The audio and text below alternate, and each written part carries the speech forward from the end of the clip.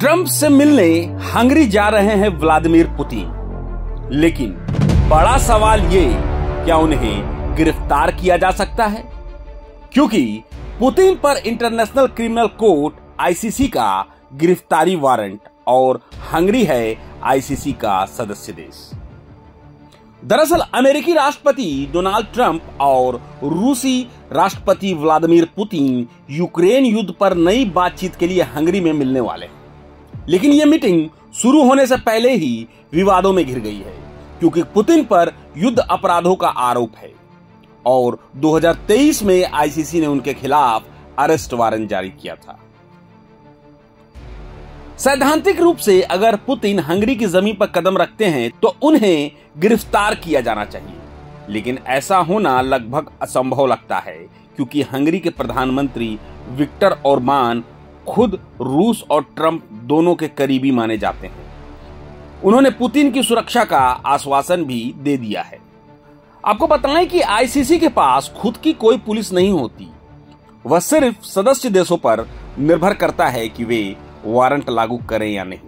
लेकिन तकनीकी रूप से हंगरी अब भी पुतिन को गिरफ्तार कर सकता है, क्योंकि वह अभी आईसीसी से पूरी तरह बाहर नहीं हुआ, लेकिन राजनीतिक हकीकतें कुछ और कहती हैं।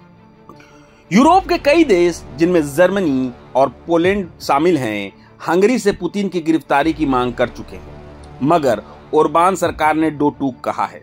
हंगरी की जमीन पर पुतिन की सुरक्षा की गारंटी होगी।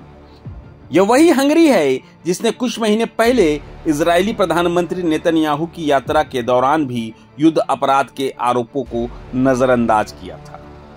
अगर पुतिन इस बैठक में जाते हैं तो यह 4 साल बाद किसी यूरोपीय संघ देश की उनकी पहली यात्रा होगी, यानी जोखिम बहुत बड़ा है। क्रेमलिन अभी तक चुप है, क्योंकि पुतिन के हंगरी पहुंचने के लिए रूस को कई दुश्मन देशों के हवाई क्षेत्रों से होकर गुजरना होगा।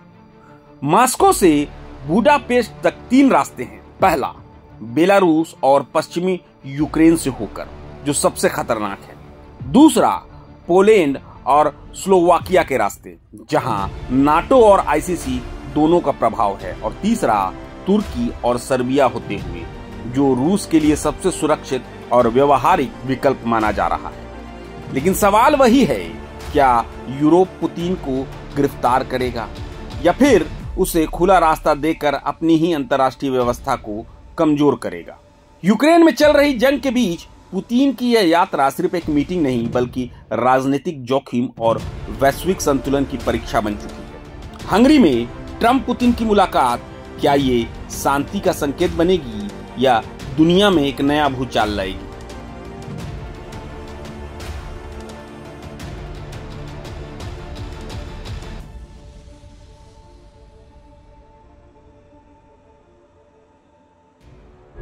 प्रभातखबर.com, विश्वास वही, रफ्तार नहीं।